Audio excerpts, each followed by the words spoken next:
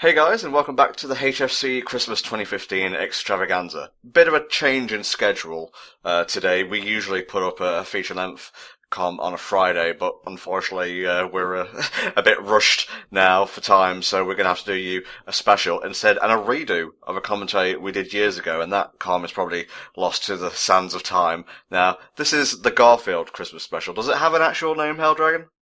It's just pretty much a Garfield Christmas special, yeah. Okay, well, let's get right to it. All the information you'll need is in the video description, so let's do it in 3, 2, 1. Alrighty.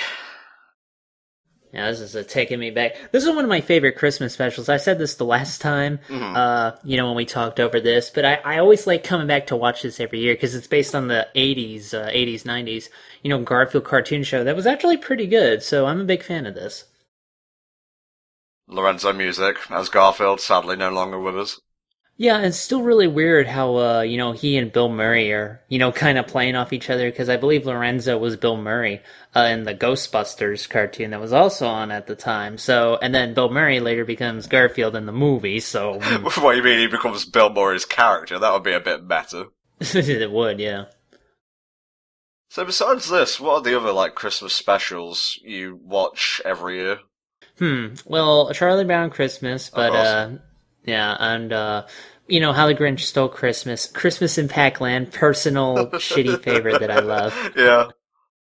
And just, those tend to be the four I tend to revisit over and over. Sometimes I'll get, a pack of random ones I want to get. Sometimes I'll be amazed. Sometimes I'll be disappointed. So it really does depend. For me, it's stuff like Muppets Christmas Carol, How the Grinch Stole Christmas, both the animated and the Jim Carrey live-action one, which I regard as a guilty pleasure, even though I do think it's a legitimately good film overall. And, Disney stuff, basically,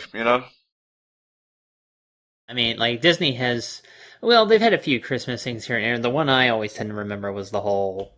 What was it? The Christmas Carol one, because everyone has to do a Christmas Carol, knockoff. Oh my god, are we singing already? Well, it's not bad. I mean, I actually like some of the songs in this special. There's one later on that I kind of kick it to whenever it comes on.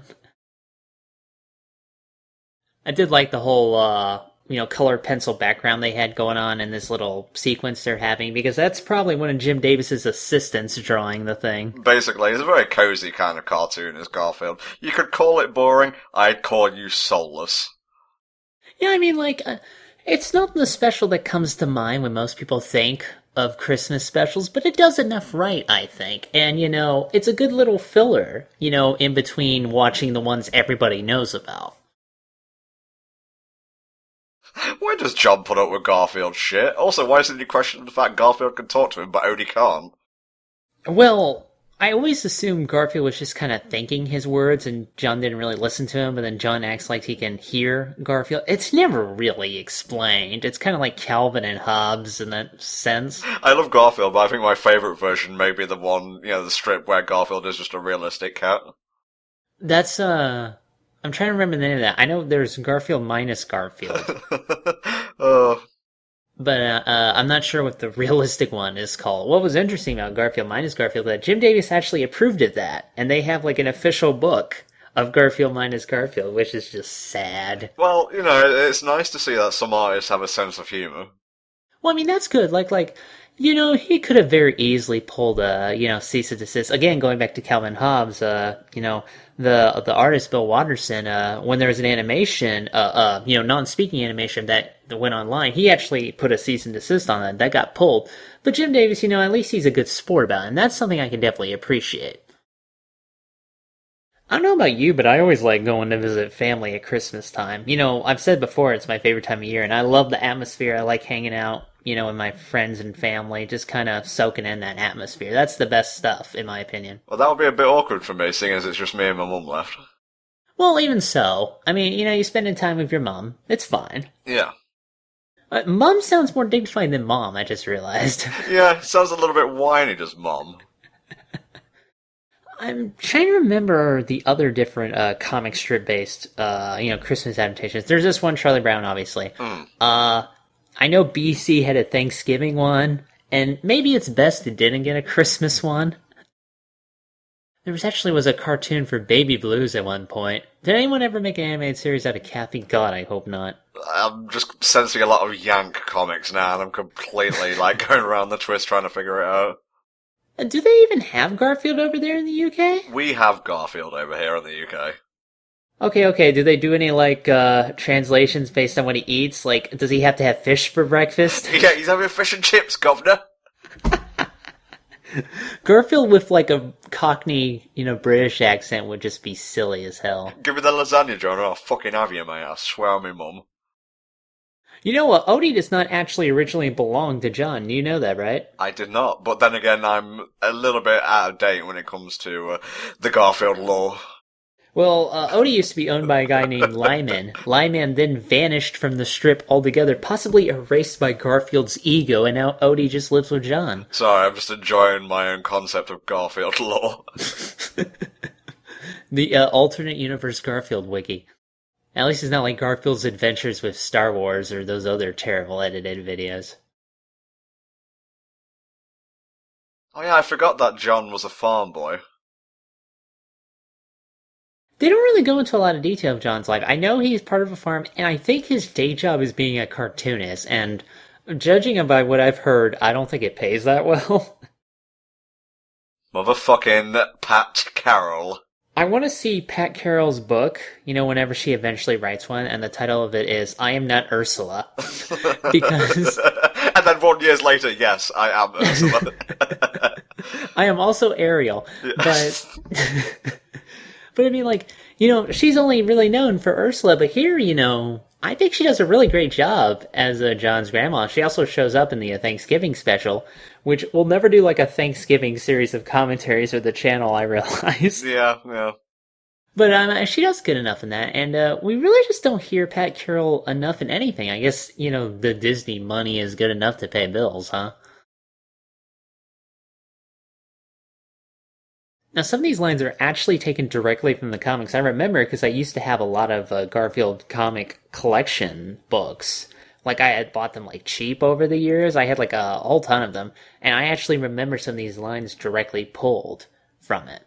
Well, in the Lord of the Rings movies, I could very easily pick out some of the lines that were ripped directly from the book. It was kind of jarring, actually. Well, I certainly hope that the Lord of the Rings adaptations adapted the book. Alright, Captain Sass.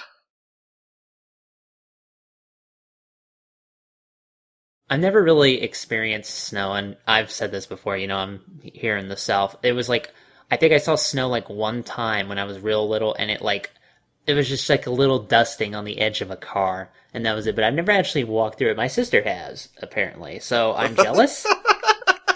Sorry, the concept of hearing rumours of snow is so funny to me.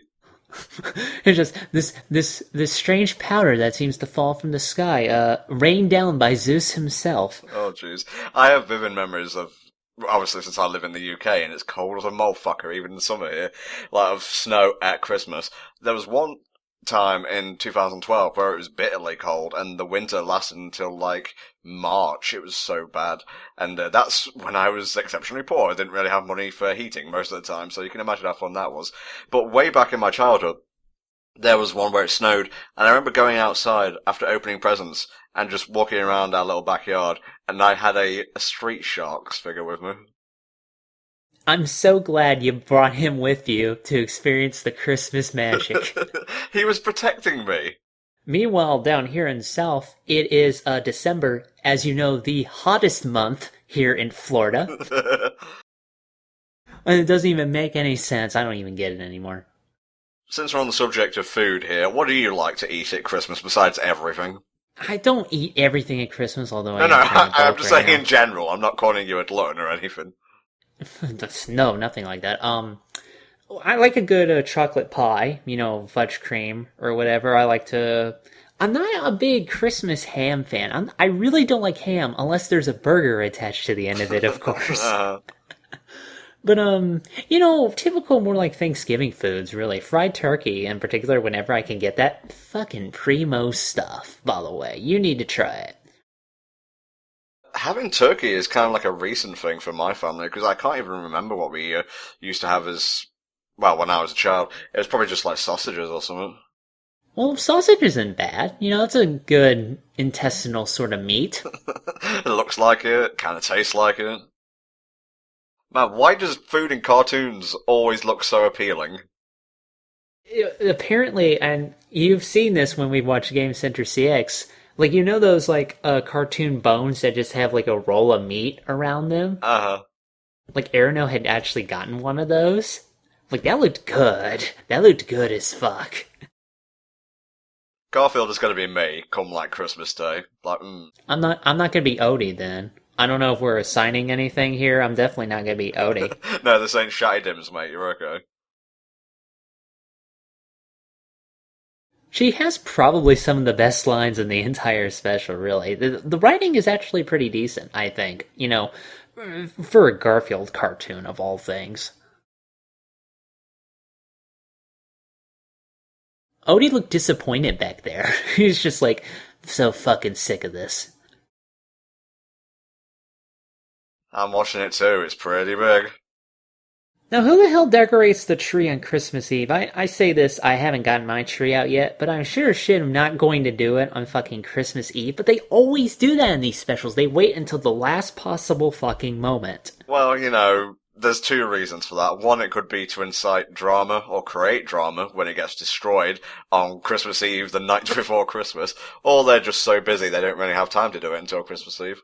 Well, I mean, you say that, but even on National Lampoon's Holiday Vacation, they set up the tree well ahead of time, and that thing was still destroyed on Christmas Eve, so clearly you can have both. What, does ladders not exist in this special or something? I guess not. It's odd that a farmer does not have a ladder. How do you take your Christmas tree? Real? Fake? How's it work? Well, you know what? I was about to make a joke about how you can't get real trees in Florida that are Christmas related, but we do have Christmas tree yards. I've been assuming they grow them over the year. Yeah. I ain't got the time to kind of fuss with a real tree and take care of it. I'm sorry. I got a fake one. It looks decent enough as long as you fan everything out.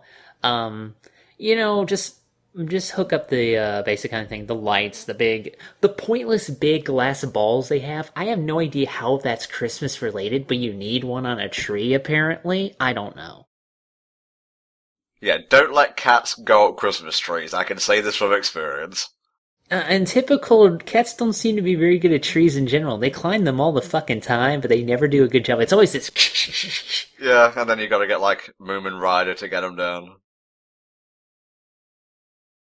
Yeah, I don't exactly trust Garfield with doing anything like this either. As we see here. Oh, it's going all Charlie Brown. Or maybe not. Wow. That's harsh. I can't wait for it to not turn on. Oh no, there we go. That's pretty. You ever actually do that when you see a big light show go up? Do you ever go, ooh, like a tool? Maybe internally. Can you do that internally? Ooh. Yeah, it's called a sense of wonder. I'm done whoop your ass if you don't play that piano. I have a feeling he beats his kids regularly. I don't really want to touch that subject at Christmas. Well, it was a cheap piano instructor. Here we go. Well, that piano is like alive. A little bit of stank on that piano.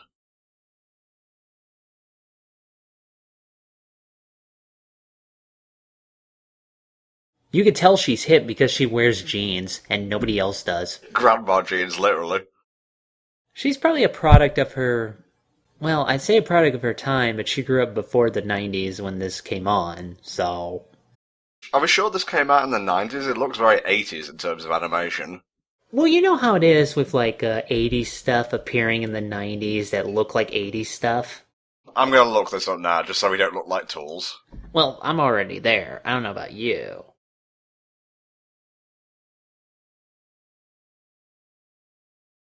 $1987. Oh yeah, that was the year I was born. That's pretty good. There you go. It was fate, mate. There you go. I mean, like, I'd like to watch this on my birthday, usually, but we're doing it here now a bit early, so okay. And now it's time for a surprising bit of character building here, which, again, not expected in Garfield of all things. Yeah, you go into this, you think it's just going to be another Garfield thing, like, oh, I hate Mondays, and then it gets a little bit real. Like, oh no, Grandma misses Granddad. It's a nice touch, I think. I mean, they don't dwell on it too long, but it adds a nice little kind of humanizing element to the character. I do like it. Well, at Christmas, you really should be remembering those who aren't with you anymore. Yeah, that's definitely true. And of course, you should appreciate who you do have with you and who you're able to spend time with. Seriously. It's like, I ask you to appreciate me, but at Christmas you're forced to, so it's all good. You're practically obligated to, required by law to love each other. Oh man, the Christmas werewolves are going to be great this time of year. Oh god, the horrifying twist to the end of Garfield's Christmas. I wonder if any werewolf show has ever done that. Like, werewolves on Christmas. Because that'd be kind of awesome. Maybe there's one at the North Pole. Let it go, Helldragon, the joke has tanked. Don Quixote used to fight that windmill every day.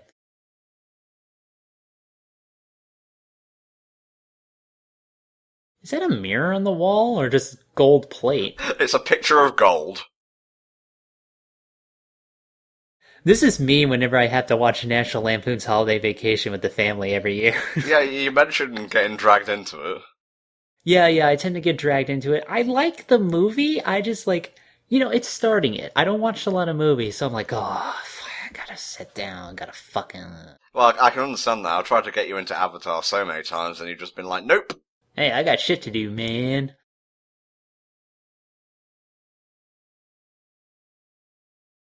I do love how John and Dyke Boy just basically take the piss out of it, because they know their dad hates it, and they're just giving him shit. It's great.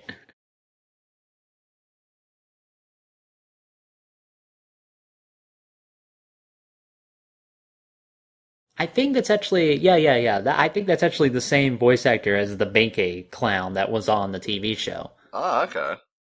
See, because he's gonna do it here.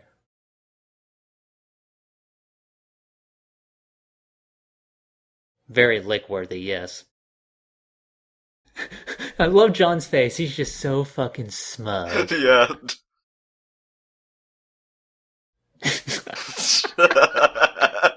Oh, you got a razzing family members. I love that too.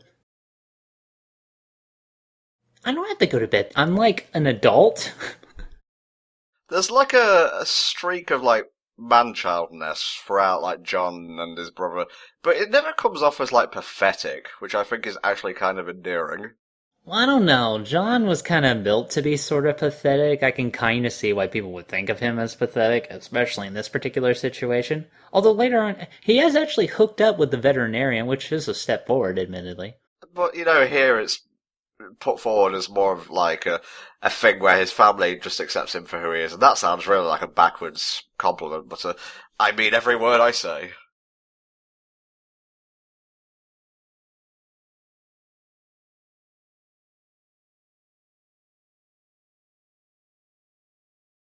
This is the song I admittedly kind of like. It's a little jazzy. It made me briefly wonder, and I looked for all of 10 minutes before giving up, so this research was very thorough, if there was actually a soundtrack CD for this musical, and no, I haven't seen anything like that. I can't really imagine them creating a CD thing for one particular special. Well, I mean, they've done that before with other specials. I'm not exactly saying, though, that the Garfield Christmas special is exactly deserving of a soundtrack CD. People aren't exactly lining up to buy it here, you know? He's not very agile for a cat.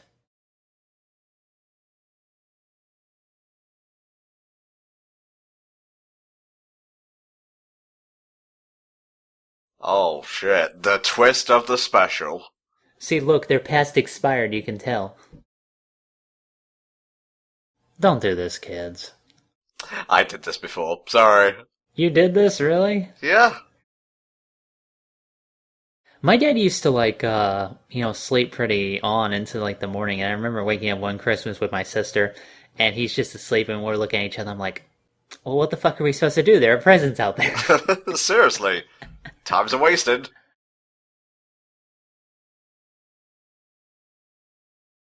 John, you're such a dork, jeez. You're 35, get a job. He has a job, it's just that we don't know what it is. He's a cartoonist, get a real job. Fair enough, unless you're obviously the cartoonist for Garfield. Do you think he draws his own cat? I know, that sounds very weird. Sounds very dumb. Duck boy. Yeah, we need to have a word. Well, I'm gonna have a few words and they're not gonna be very kind. Oh, just reinforce the stereotype with the big 10-gallon hat there. Well, they're the all-American family. Wait, I have a contrivance to tie out the special.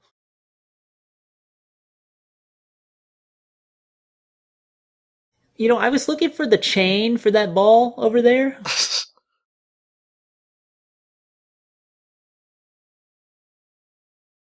There's subpoenas, John. Oh my, Grandma's owes someone a lot of money. So that's what happens when you don't turn in a library book on time.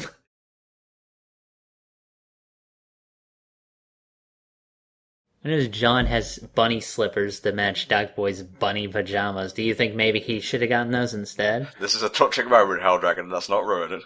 Well, I'm gonna ruin it however I like. Just for the sake of people who can't hear what is being said as we're talking over it, what are the letters about? They're basically love letters that Grandma's husband used to send her while they were courting, and basically Garfield decided to give it to her as a reminder of that relationship they used to have, you know, and one they can still treasure, you know, after all this time, which is admittedly pretty sweet for the guy. I mean, it's got that whole Christmas heart, but it's done in a very Garfield kind of way, so I think it works out pretty well. Yeah. This better be good. It's just the plastic bag underneath that. Now you have a choice. Oh, he tried. It allows you to rake your leaves. Give your leaves a back rub. Okay, he's enjoying that a wee bit too much for my liking. He must have tied it pretty good.